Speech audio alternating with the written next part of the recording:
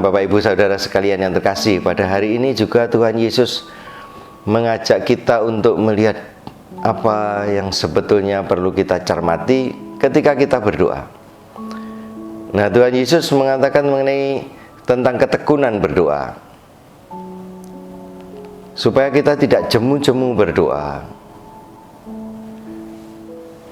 Tuhan akan mengabulkan doa kita sesuai dengan waktu Tuhan. Yang terbaik Tuhan mengabulkan doa kita. Nah, ketika Tuhan berbicara tentang hal ini, mengajar kita bagaimana berdoa dengan tekun, kita diajak untuk bergerak. Carilah maka kamu akan mendapat.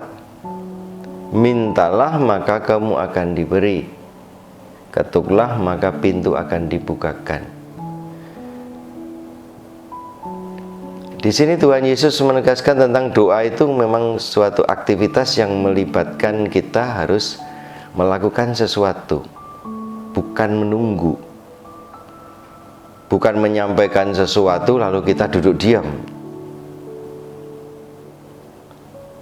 Tapi kita sebagai orang-orang beriman, dalam doa pun kita ditanamkan mengenai berkarya.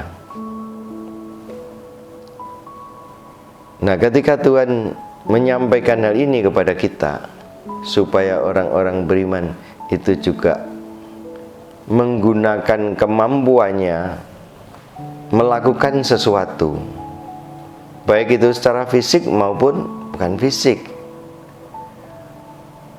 Kalau kita melakukan kegiatan-kegiatan yang mengupayakan sesuatu, bisa ada hasilnya. Misalnya tadi yang dikatakan oleh Tuhan Yesus, ya carilah maka kamu akan mendapat, jangan diam saja. Mintalah maka kamu akan diberi. Memang Bapak Ibu Saudara sekalian terkasih, ada banyak hal yang kita ini tidak usah mencari, Tuhan memberi. Kita tidak usah meminta, Tuhan memberi. Dan itu kemurahan hati Tuhan.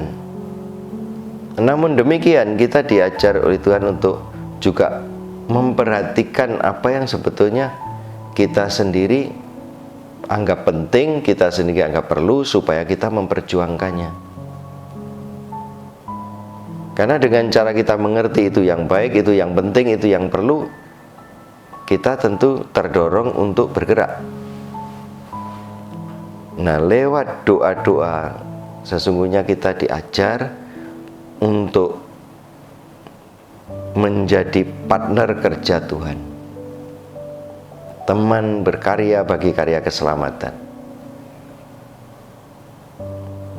Kuatkanlah hatimu, teguhkan niat-niatmu, dan bergerak bersama-sama untuk mewujudkan apa yang kita sendiri kehendaki, yang kita inginkan.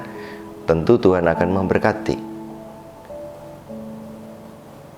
Hanya orang yang sudah berusaha, itu yang kemudian kalau dia tidak mampu menyelesaikannya atau kurang dia bisa, itu layak untuk minta pertolongan.